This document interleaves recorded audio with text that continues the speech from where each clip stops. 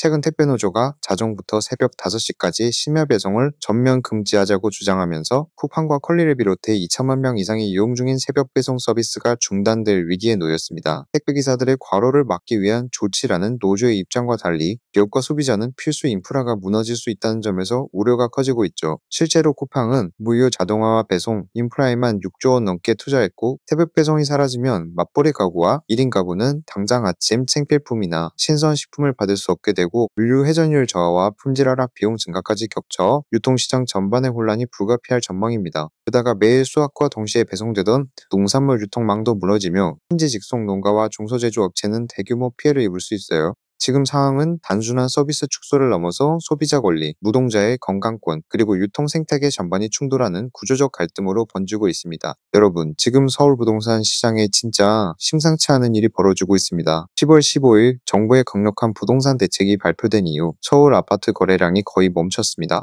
어느 정도냐고요? 10월 3일부터 15일까지 13일간 거래된 아파트 매매 건수는 무려 3,447건. 그런데 대책 발표 후 13일 동안 거래는 단 713건, 거의 80%가 줄었습니다. 더 충격적인 건 10월 20일부터인데요. 서울 전 지역이 토지거래 허가구역으로 묶이면서 단 9일간 거래된 건수가 90건, 이전 9일간 3,311건이 거래됐던 걸 생각하면 거래량이 98% 급감한 셈입니다. 게다가 거래가 없으니 집주인들도 매물을 거둬들이고 있어요. 자, 서울 아파트 매물수는 일주일 만에 9,000건 넘게 줄었습니다. 이제 아파트를 사려면 대출도 덜 나오고 실거주도 해야 하니 갭 투자 거의 불가능. 서울 매수세는 비규제 지역으로 빠져나가고 있고요. 과연 이 거래 절벽은 언제까지 이어질까요? 부동산 시장 지금 정말 대전환의 시기입니다. 서울 부동산 묶였더니 갑자기 부산 아파트 값이 오르기 시작했습니다. 이게 무슨 말일까요? 정부가 10월 15일 서울 전역과 경기 12개 지역을 토지거래 허가구역으로 지정하면서 수도권 부동산 시장에 규제가 쏟아졌죠. 그 결과 돈이 규제 피해서 부산으로 이동하고 있습니다. 바로 머니무브 현상이죠. 부산에선 9월 한 달 동안 무려 3,280건의 아파트 거래가 이뤄졌고 일부 단지에선 최근 3개월간 100건이 넘는 매매가 터졌습니다. 서울에서 직접 계약하러 부산 내려오는 사람들도 많다네요. 정부는 사업자 대출을 부동산 구매했으면 앞으로 모든 금융권에서 3년간 대출을 막겠다고 엄포를 놨는데요. 규제는 강해졌지만 돈은 규제를 피해서 부산 같은 비규제 지역으로 쏠리고 있다는 겁니다. 수도권 투자 막히자 지방 부동산이 들썩이기 시작한 지금 부산, 과연 새로운 기회의 땅이 될 수 있을까요? 구독과 좋아요는 영상 제작에 큰 힘이 됩니다. 세계 역사상 처음 있는 일입니다. 국민연금이 올해에만 무려 200조 원을 벌었습니다. 그것도 단순히 보험료가 아니라 투자 수익으로요. 지난달 말 기준 국민연금의 연간 수익률은 무려 20% 이상, 작년 수익률 15%도 최고치였는데 올해는 그것마저 가볍게 넘겼습니다. 특히 수익을 견인한 건 바로 국내 주식, 삼성전자, SK하이닉스 같은 반도체 대형주가 폭등하면서 국내 주식 수익률은 60%를 넘겼습니다. 상상되시나요? 해외 주식도 미국 기술주 중심으로 20%대 수익, 채권, 부동산, 사모펀드까지 모두 플러스 수익. 자, 이제 국민연금의 고갈 시점도 2057년에서 최대 2090년까지 무려 33년이나 늦춰질 수 있다는 분석까지 나옵니다. 이 정도면 제도 개혁보다 수익률이 훨씬 더 강력한 무기 아닌가요? 전 세계 어떤 연기금도 이런 기록은 없었습니다. 국민연금 지금 세계 1등 수익률, 전례 없는 역사 쓰는 중입니다. 이 기세라면 연말까지 25% 수익률도 가능하다는 전망. 기대해볼 만하죠? 구독과 좋아요는 영상 제작에 큰 힘이 됩니다.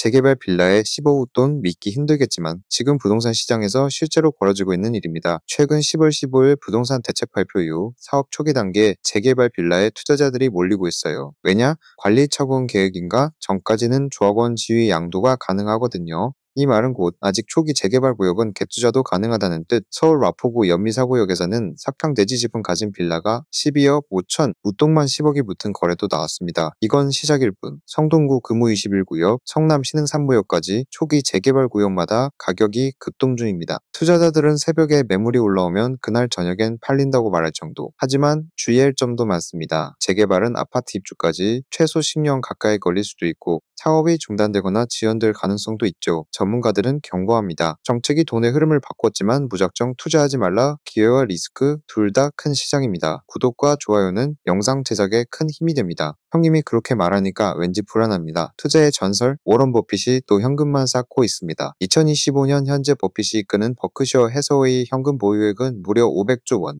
미국 기업 역사상 최대 수준입니다. 3분기 동안 8조 원 넘는 주식을 팔고 자사주도 안 사고 주식도 안 삽니다. 이유는 단 하나, 지금은 싸게 살 기회가 아니라는 거죠. 버핏은 대신 4, 5% 이자를 주는 미국 단기 국채에 집중 투자. 그냥 이자만 받아도 1년에 약 26조 원이 생깁니다. 이거 그냥 돈이 굴러 들어오네요. 지금은 투자할 때가 아니다. 이건 버핏이 시장에 던지는 경고일 수도 있습니다. 이런 현금을 다음 CEO가 어떻게 쓸지 전 세계가 주목 중이죠. 전설의 마지막 판단. 여러분은 어떻게 생각하시나요? 구독과 좋아요는 영상 제작에 큰 힘이 됩니다. 2030 청년들, 요즘은 내 집보다 살 집을 더 원합니다. 이젠 공공임대가 새로운 디딤돌이 되고 있어요. 청년 10명 중 7명이 공공임대에 살고 싶다고 답했어요. 이유, 시세보다 훨씬 저렴한 임대료. 한 달 주거비가 확 줄어드니 당연히 관심이 쏠릴 수밖에요. 예전엔 공공임대는 저소득층 이미지였지만 이젠 현명한 선택으로 보는 청년들이 많아졌어요. 실제 이미지 긍정응답 50% 넘었습니다. 청년 1인 가구, 지금은 대부분 다세대 주택이나 오피스텔에 살아요. 근데 보안, 공간 구조 다 만족스럽진 않죠. 그래서 아파트형 공공임대 선호도가 높아요. 전세 선호 최소 41제곱미터 이상, 방 2개 원함, 공유 주방보다 실속 있는 구조를 선호하는 게 현실. 장기 거주보다는 자가 마련 전까지 거쳐가는 디딤돌로 여겨요. 그 사이 주거비 줄이고 자산도 쌓는 전략, 청년들의 집, 이제는 선택이 아닌 전략입니다. 구독과 좋아요는 영상 제작에 큰 힘이 됩니다. SK 하이닉스 주가가 62만 원 돌파, 하루 만에 무려 10% 넘게 급등했는데요. 이게 단순한 상승이 아닙니다. 2025년 들어 상승률만 257%. 근데 이제 투자주의 종목으로 지정됐어요. 이게 무슨 뜻일까요? 한국거래소는 주가가 너무 급등하면 상단계로 경고를 줍니다.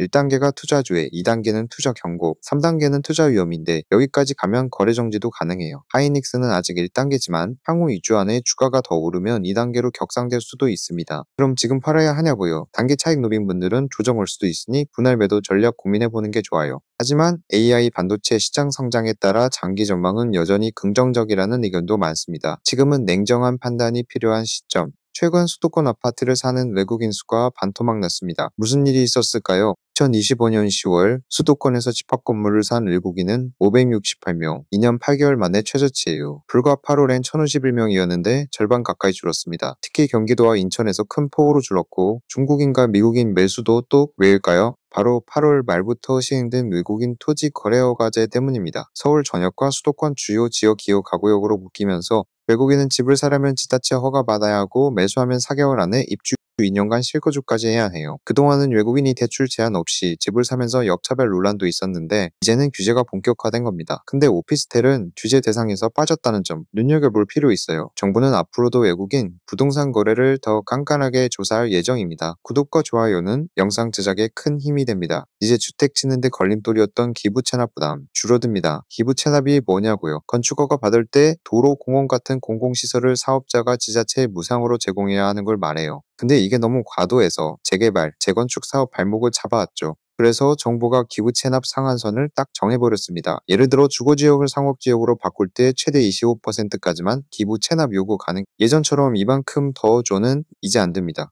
거기다 모듈러 주택이나 친환경 건축물은 최대 25%까지 기부 체납 감면도 가능해져요. 뿐만 아니라 복잡한 인허가 절차도 간소화돼서 최대 6개월 빠르게 주택 공급 가능. 결국 규제는 줄이고 공급은 늘린다는 게 핵심. 국토부는 과도한 요구로 공급이 막히는 일, 이젠 줄어들 것이라고 밝혔습니다. 구독과 좋아요는 영상 제작에 큰 힘이 됩니다. 2026 집값보다 전세값이 더 많이 오른다고요? 진짜일까요? 2025년 전국 집값 상승률은 평균 0.8%로 예상되지만 전세값은 무려 4% 상승할 것으로 예측되고 있어요. 집값보다 5배나 많이 오르는 셈이죠. 이건 단순한 우연이 아니라 공급 감소 플러스 수요 집중이 겹친 결과예요. 특히 수도권 쏠림 현상이 극대화되고 있어서 서울, 경기, 인천, 헬신 지역의 전세대란 우려도 커지고 있어요. GTX 노선 학군 직장 가까운 곳엔 여전히 수요가 몰리고 있고 지방은 매매가 하락과 미분양이 동시에 나타나고 있죠. 게다가 주택 공급은 적고 금리와 경기 불안정 때문에 사고 싶어도 못 사는 사람들이 전세로 대기하면서 전세 매물 부족, 전세값 상승으로 이어지는 구조. 이건 특히 실수요자에겐 심각한 부담이에요. 2026년 부동산 시장은 단순히 오르냐 내리냐가 아니라 어디에 어떻게 얼마나 수요가 몰리느냐의 싸움입니다. 여러분의 선택, 이제는 지역과 타이밍이 전부예요. 구독과 좋아요는 영상 제작에 큰 힘이 됩니다. 5년 전 영끌한 당신, 지금 이자 720만 원 더 내고 있다는 사실 알고 계셨나요? 2020년 2.5% 금리로 5억 대출받은 A씨, 올해 금리가 4.6%로 오르면서 연 720만 원을 더 부담하게 됐어요. 한 달에 60만 원씩 그냥 이자로 나가는 거예요. 근데 문제는 이게 시작일 뿐이라는 거죠. 왜냐고요? 21년 고정형 주담대 24조 원, 중심 6조 원 이상이 올해부터 변동금리로 전환되거든요. 기준금리는 내려왔는데 은행 채금리 풀어 총량 규제 때문에 실제 대출금리는 오르고 있어요. 게다가 수도권을 중심으로 연체율도 슬금슬금 오르는 중입니다. 연체율 0.3%, 작아 보이죠? 근데 이게 수백조 원 규모 대출에서 벌어지면 금융 시스템 전체에 파장이 생깁니다. 이제는 대출 전략을 바꿔야 할 때 대왕, 고정금리 전환, 분할 상환, 무작정 버티기보단 전략적인 리스크 관리가 여러분의 통장을 지킬 수 있어요. 구독과 좋아요는 영상 제작에 큰 힘이 됩니다. 약정서 썼는데도 계약이 무효라고요? 서울 재건축 현장에서 지금 이런 말이 진짜 나오고 있습니다. 정부는 97 대책으로 공공재건축 용적률 완화해줄게 하고 기대감을 줬어요. 하지만 단 한 달 만에 15 대책으로 서울 전역을 투기과열지구로 묶었습니다. 그 결과 용적률 혜택은 날아가고 이미 쓴 약정서도 무효 위험. 특히 목동 여의도 상계 같은 핵심 재건축 지역에서 계약이 무더기로 파기될 위기에 처했어요. 약정서까지 작성하고 구청 허가만 기다리던 매매건들, 투기과열지구 지정으로 조합원 지위 양도 금지되자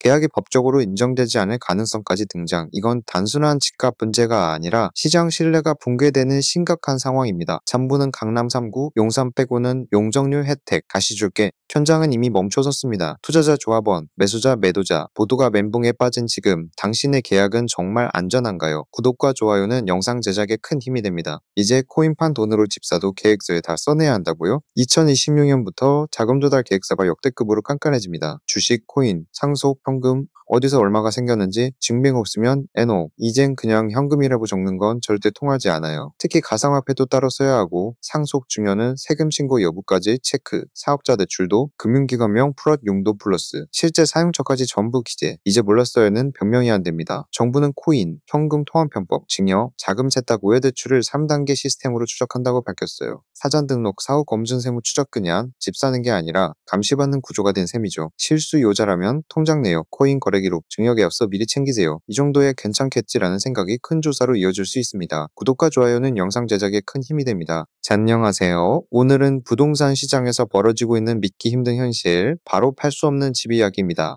2018년 장기 임대주택으로 등록한 아파트, 이제 8년이 지나면서 드디어 팔 수 있는 시기가 왔는데 문제는 못 판다는 겁니다. 바로 서울 전역이 토지거래 허가구역으로 묶였기 때문입니다. 이 구역에서는 집을 사려면 6개월 안에 직접 살아야 한다는 조건이 붙어요. 이 집엔 이미 세입자가 살고 있으니 새 주인은 입주가 불가능하죠. 결국 거래가 막혀버리는 상황입니다. 이런 집이 몇 채냐고요? 무려 24,000 가구. 서울 전체 공급 계획의 35%에 달하는 어마어마한 숫자예요. 그럼 혜택은 끝났고 팔 수도 없고 그야말로 정책에 갇힌 집주인들입니다. 과연 이 문제 어떻게 풀릴 수 있을까요? 구독과 좋아요는 영상 제작에 큰 힘이 됩니다.